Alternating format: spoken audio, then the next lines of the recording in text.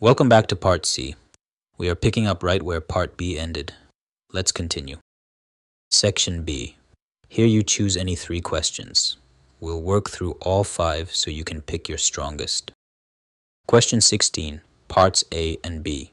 We study f of x equals the natural log of 1 plus x. For the domain, 1 plus x must be positive, so x is greater than minus 1. The domain is minus 1 to infinity, and the range is all real numbers. For Part B, the Maclaurin series expands the function about 0. The log of 1 plus x equals x minus x squared over 2 plus x cubed over 3 minus x to the 4th over 4, and so on. The first 4 non-zero terms are exactly those, and the expansion is valid for x between minus 1 and 1. Question 16, Parts C and D. Divide the series from Part B by x. That gives 1 minus x over 2 plus x squared over 3 minus x cubed over 4, and so on.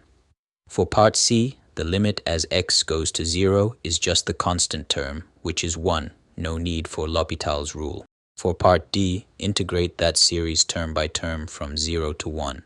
Each term x to the k over k plus 1 integrates to 1 over k plus 1 squared, so we get 1 minus 1 quarter plus 1 ninth minus 1 16th, and so on. That alternating sum of reciprocal squares equals pi squared over 12, which is about 0.8225. Question 16, Parts E and F. The power series for the log of 1 plus x is the sum from n equals 1 of minus 1 to the n plus 1 times x to the n over n. For the radius, apply the ratio test. The ratio of successive terms tends to the size of x, and we need that below 1, so the radius is 1. Now the endpoints. At x equal 1, we get the alternating harmonic series, which converges. At x equal minus 1, we get the ordinary harmonic series, which diverges. So the interval of convergence is minus 1, open, to 1, closed. Question 17, Part 1, the homogeneous solution. We solve y double prime minus 2y prime plus y equals e to the x over x squared plus 1. Start with the left side set to 0. Its auxiliary equation is r squared minus 2r plus 1 equals 0. That factors as r minus 1 all squared, so r equals 1 is a repeated root. A repeated root r gives the homogeneous solution c1 plus c2x times e to the rx. So here the 2 basis solutions are e to the x and x times e to the x. We'll use these for the particular solution next. Question 17, Part 2, the particular solution by variation of parameters. With basis solutions e to the x and xe to the x, the Wronskian works out to e to the 2x. The formula gives u 1 prime equals minus x over x squared plus 1, so u1 is minus 1 half, log of x squared plus 1, and u2 prime equals 1 over x squared plus 1, so u2 is arctan x. Combining, the full general solution is c1 plus c2x times e to the x minus 1 half e to the x, log of x squared plus 1 plus x e to the x arctan x. You can check it by substituting back. The particular part fits exactly. Question 18. Solve the 3 by 3 system by the matrix method. Written as a matrix equation, A times the vector x, y, z equals the vector 5, 4, 1. The clean shortcut here is elimination. Subtracting equation 2 from equation 1 removes y and z at once and gives x equals 1. Putting x equals 1 into equation 2 gives y plus z equals 3, and into equation 3 gives minus y plus 2z equals 0, so y equals 2z. Then 2z plus z is 3, so z is 1 and y is 2. The solution is x equals 1, y equals 2, z equals 1. Question 19, Parts A and B. A conic is given in polar form, r equals 10 over 3 minus 2 cosine theta. To read off its features, we force a 1 in the denominator by dividing top and bottom by 3. That gives r equals 10 thirds over 1 minus 2 thirds cosine theta.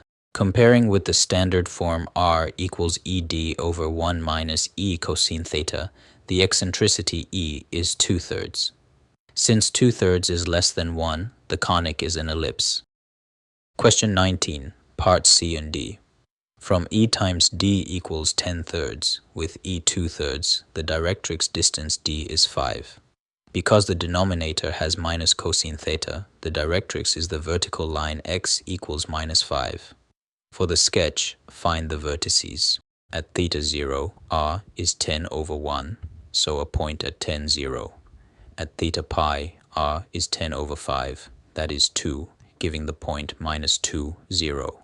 Those two vertices are 6 apart from the center, so the center is at 4, 0, and the semi-major axis is 6, lying along the x-axis. Draw a horizontal ellipse through 10, 0, and -2, 0 with one focus at the origin. Question 20, Part A. A random variable x has density a times x times 6 minus x squared on 0 to 6 and 0 elsewhere. Find a. The defining rule of a density is that its total integral is 1. Expanding x times 6 minus x squared gives 36x minus 12x squared plus x cubed. Integrating that from 0 to 6 gives 108.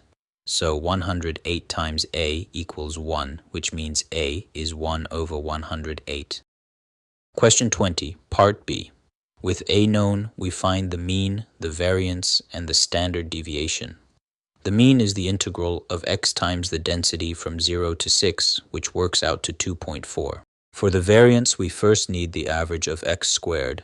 The integral of x squared times the density, which is 7.2. The variance is that minus the mean squared, 7.2 minus 2.4 squared, that is 7.2 minus 5.76, which is 1.44. Finally, the standard deviation is the square root of 1.44, which is 1.2. A few reminders before your exam. Show every step. At this level, method marks matter most. Name the rule you are using, whether it's de Moivre's theorem, the remainder theorem, or variation of parameters. Check the special cases, signs, quadrants, domains, and series endpoints. And in Section B, choose the 3 questions you can finish completely. Wonderful work getting through an advanced level paper. You've now seen a clear method for every question here. Practice them in your own words, then try another past paper to build speed. With Inzira, you can learn, practice, and master. See you in the next one.